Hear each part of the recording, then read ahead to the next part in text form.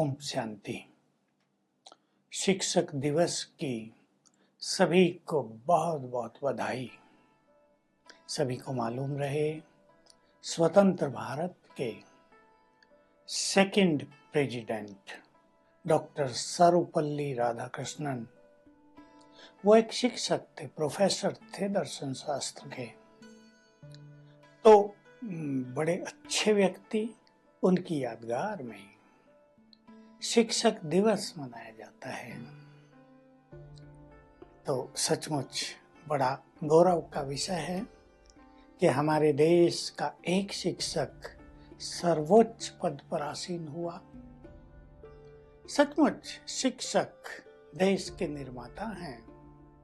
वो मनुष्य को जीवन जीने की सच्ची राह दिखाने वाले हैं, जीवन का ढांचा तैयार कराने वाले हैं। उसमें भी जो बच्चों के शिक्षक होते हैं, छोटे बच्चों के, वो तो बच्चों के जीवन को जैसा चाहे ढाल दें। और यदि मैं ये कहूँ तो अतिशयोक्ति नहीं होगी कि जिस देश के शिक्षक बहुत महान हो वो देश महान बन जाएगा। क्योंकि महान देश केवल वो नहीं जिसके पास धन बहुत हो या अस्त्र शस्त्रों का भंडार हो। फिजिकली वो महान हो सकता है, ये बिग पावर हो सकती है, लेकिन जिस देश में लोग चरित्रवान हो, नैतिक मूल्यों से सजे सजाए हों, जिस देश में अनेक महान व्यक्ति पैदा होते हो, वही देश सबसे महान है। भारत को आप देख सकते हैं, सबसे महान पुरुष इसी महान भूमि में पैदा हुए हैं। इवन स्वयं भगवान भी शिक्षक बनकर यहीं आते हैं, सत्य ज्ञान देने के लिए, सत्य गीता ज्ञान देने के लिए। तो इस शिक्षक दिवस पर हम सच्चे मन से सभी शिक्षकों का भी सम्मान करते हैं। शिक्षक पद एक सम्माननीय पद है, इसमें कोई संदेह नहीं है। और हम सबका भी कर्तव्य है कि हम अपने शिक्षकों को, गुरुजनों को पूरा दिल से सम्मान दें।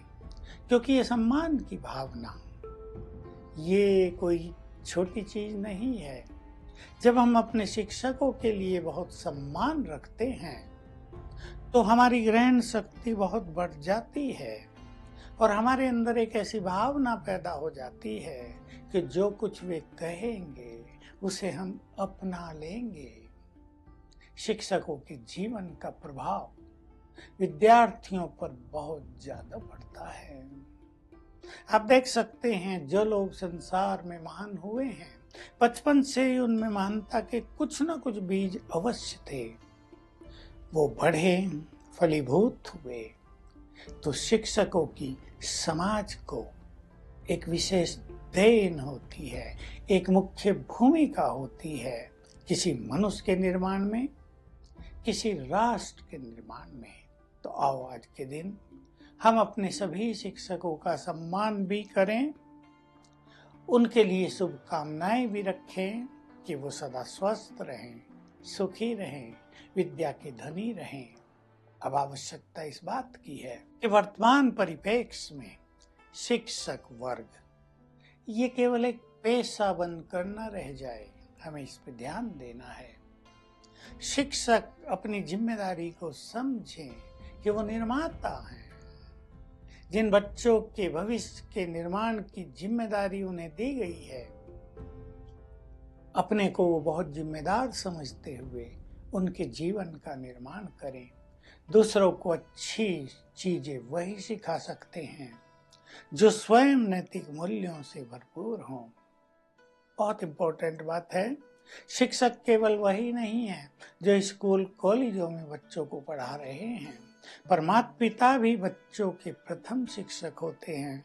माँ को तो प्रथम गुरु कहा ही जाता है, लेकिन पिता भी। जो कार्य आज हम सीख रहे हैं, जो हमारे सम्माननीय प्रधानमंत्री ने आत्मनिर्भर भारत का एक नारा दिया है देशवासियों को, और बहुत लोग इसमें लग गए हैं। भिन्न भिन्न तरह की कलाएं सिखाने वालों को भी शिक्षक ही कहा जाता है। एक व्यक्ति दूसरों को म्यूजिक सिखाता है, वो म्यूजिक का शिक्षक ही तो है, टीचर ही तो है। डांस सिखाने वाले भी तो शिक्षक ही हैं। और भी छोटे छोटे काम जो समाज में चल रहे हैं, जिनके बिना समाज का कार्य नहीं चल सकता। उदाहरण के लिए आपको एक मकान बनाना है, उसमें कितने योग्य व्यक्तियों की जरूरत पड़ती है। अगर आपको एक सुंदर मकान बनाना है तो योग्य कारीगरों की जरूरत है, तो योग्य शिक्षकों की जरूरत है। तो हर फील्ड में जो लोग मनुष्यों को शिक्षाएं दे रहे हैं, कुछ सिखा रहे हैं, वे सब शिक्षक हैं और आज के दिवस पर उनका भी सम्मान है।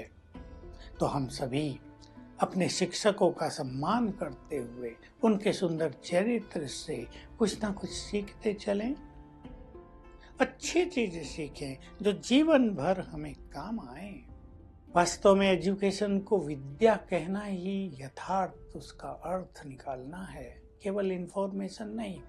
पर कुछ लोग ऐसा कहते हैं कि आज की एजुकेशन केवल इंफॉर्मेशन बनकर रह गई है, लेकिन हम इसे विद्या बना ले जो मनुष्य के विवेक का विकास करे, जो उसके चरित्र का विकास करे, जो मनुष्य को सच्चा मनुष्य बना दे।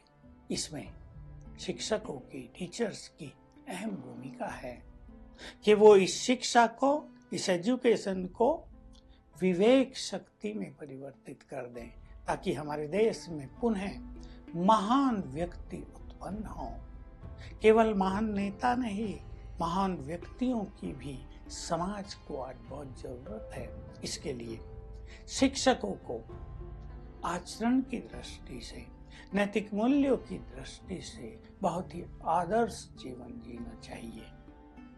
अब देख लीजिए, एक शिक्षक यदि क्लास में क्रोध बहुत करता है तो बच्चे डर तो जाएंगे। और आजकल अगर बच्चों को डरा दिया जाता है, अगर उनके अंदर भय पैदा कर दिया जाता है, तो उनके भावी जीवन पर एक बुरा गहरा प्रभाव पड़ जाता है। दूसरा, शिक्षक के लिए भी एक बुरी भावना बच्चों में पैदा हो जाती है।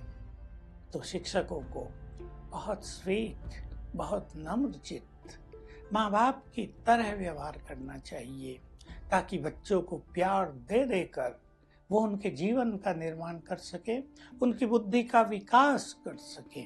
हमें ये भी ध्यान देना है। अपने शिक्षक वर्ग से मैं कहूँगा कि आप सभी व्यसनों से बचकर रहें। व्यसन जो जीवन को एक नेगेटिव राह पर ले जाते हैं, और आजकल के व्यसन जो पहले व्यसन थे ना, उनसे कुछ हटकर भी आजकल के व्यसन हो गए हैं। बहुत ज़्यादा लैपटॉप पे रहना, गलत साइट्स पे जाना। यदि ये आदत किसी भी शिक्षक को बढ़ जाती है तो उसकी मेमोरी पावर, उसकी विवेक शक्ति डाउन होने लगती है और इसका सीधा प्रभाव बच्चों के चरित्र पर पड़ता है। तो आइए हम ऐसे शिक्षकों का निर्माण करें जो चरित्र से संपन्न हो, जिनका जीवन विद्यार्थियों के लिए आदर्श हो। जब एक शिक्षक क्लास में पहुंचे तो उसके पहुंचते ही बच्चों में एक नई उमंग, उत्साह आ जाए, बच्चों को एक सुंदर जीवन जीने की प्रेरणा मिलने लगे और उन्हें लगे शिक्षक हो तो ऐसा हो, उसका पढ़ाने का तरीका भी इतना सुंदर हो जो बच्चों की बुद्धि का विकास करे। तो सचमुच विद्यार्थियों का बड़ा भला होगा, कल्याण होगा। और जैसे आजकल भी अनेक विद्यार्थी उच्च पदों पर पहुंच रहे हैं, उसका श्रेय कहीं ना कहीं योग्य शिक्षकों को भी जाता है। तो आइए हम सभी अपने ही समाज से योग्य शिक्षक पैदा करें, ताकि देश महान बन सके। शिक्षक केवल एक पेशा न रह जाए, लेकिन एक सम्माननीय फील्ड हो जाए। ये है और हमें इसे बढ़ाना है। तो आज के शिक्षक दिवस पर सभी को बहुत बहुत बधाई हो, और हम शुभकामना रखते हैं कि शिक्षक और विद्यार्थियों के समन्वय से हमारे देश में विद्या का प्रचार प्रसार तीव्र गति से होगा। ओम शांति। गुरुर्विष्णु गुरुर्देवो महेश्वरः गुरुर्साक्षात्